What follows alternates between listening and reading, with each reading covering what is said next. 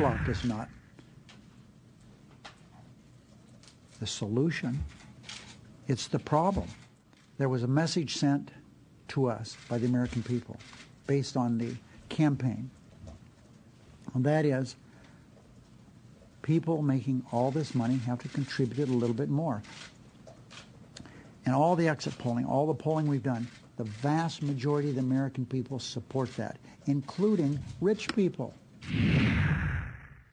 Bueno, ahora la bola pasa al Congreso, si va a haber, en el caso republicano, si va a haber ese compromiso. John Boehner ha dicho hoy que el Obamacare es the land of the law, pero el déficit fiscal, el fiscal cliff, como le llaman, ¿cómo se enfrenta a esto y cómo ves las posibilidades de que se llegue a un acuerdo o no se llegue a un acuerdo? Bueno, el tema en esencia, Oscar, como conoces bien y los televidentes conocen bien, es que el llamado abismo fiscal básicamente corresponde a la expiración de una serie de estímulos fiscales, recortes impositivos, subsidios a los desempleados de largo plazo, etcétera, que empezaron desde el 2001, 2002, renovado en el 2007, 2008. Cuando el gobierno de Bush. Cuando el gobierno de Bush y luego se sucedido por acciones de estímulo fiscal acogidas por el gobierno de Obama. Entonces, ¿a cuánto suma eso? Es decir, a partir de, al cierre de este año, al cierre de diciembre 31 de este año, si no se hace nada al respecto, el año próximo se va a retirar de la economía 572 mil millones de dólares. El tamaño de economía son 16 trillones, 16 billones en español, o sea que alrededor de un 3,5% del Producto Interior Bruto, que se estarían sustrayendo del crecimiento de la economía. ¿Cuál sería la consecuencia si eso pasa? Una recesión. Una recesión. Absolutamente. Estamos en peligro de entrar en una recesión en el 2015. Si no se hace nada al respecto. Claro, una persona con uso de razón esperaría que los políticos hagan lo correcto y renueven o parcialmente renueven alguna de estos estímulos de tal forma que la economía no entre en recesión, porque el problema sea mayor. Mañana habla el presidente, se está anunciando, y va a hablar precisamente sobre este tema, el tema de, evidentemente en su discurso de aceptación de la victoria, lanzó un ramo de olivo a los republicanos para encontrar un terreno común, un common ground, para buscar solución a eso, al déficit fiscal, al precipicio financiero y a cómo estimular la economía. ¿Cree que esto es posible a corto plazo o el peligro de la recesión es mayor? Es un tema, obviamente, evidentemente, y en esencia político, si se llega a un acuerdo o no.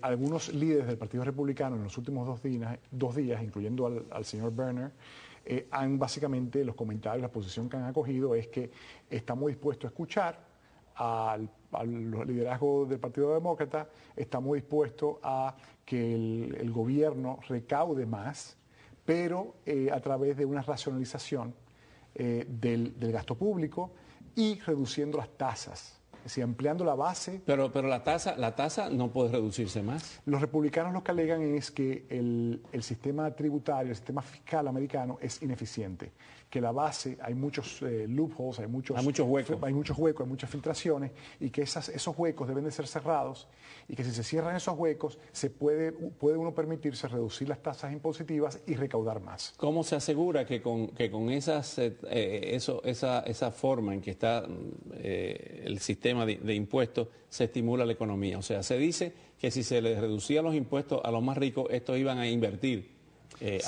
o a reinvertir ese dinero, pero eso no ha ocurrido. Bueno, sí, ha habido el crecimiento de la inversión, ha contribuido es decir, la inversión del sector privado ha contribuido al crecimiento de la economía en los últimos 5 o 6 años. Claro, la pregunta es, ¿qué hubiera sucedido en ausencia de esa reducción de impuestos? Ajá.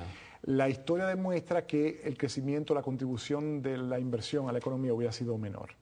Lo que sucede es que, como todo en economía, uno tiene que ver el pro y el contra. Es decir, la realidad es que el déficit fiscal es más de un 7,5% de la economía. Eso es insostenible porque ese déficit nutre a la deuda pública que sigue subiendo. Entonces, ¿Cómo se resuelve a corto plazo, si se puede, el tema del desempleo? Bueno, creación de empleo. El tema de la creación de empleo, de hecho, está siendo encarado por el crecimiento propio de la economía. Es decir, la tasa de desempleo ha venido reduciéndose, la tasa de desempleo en el sector privado. En el sector privado. Y bueno, el sector público, de hecho, ha habido despidos hasta el último trimestre. Ya últimamente ha habido una creación. Tema del desempleo, es decir, la realidad económica en Estados Unidos, Oscar, es que está habiendo crecimiento. En el último trimestre, sin embargo, el gasto del capital, es decir, las inversiones han caído. El sector privado ha comenzado a contraerse. ¿Por qué? Eso es lo que no se sabe del todo, porque un análisis estadístico frío de los datos levanta sospecha del por qué ha habido una contracción del gasto de inversión, dado que la economía sigue creciendo. Eso históricamente no se da. Algunas explicaciones suponen que tienen que ver con el tema de confianza, que de cara a las elecciones, al abismo fiscal, y también de cara a lo que está aconteciendo en Europa. La economía europea se sigue contrayendo.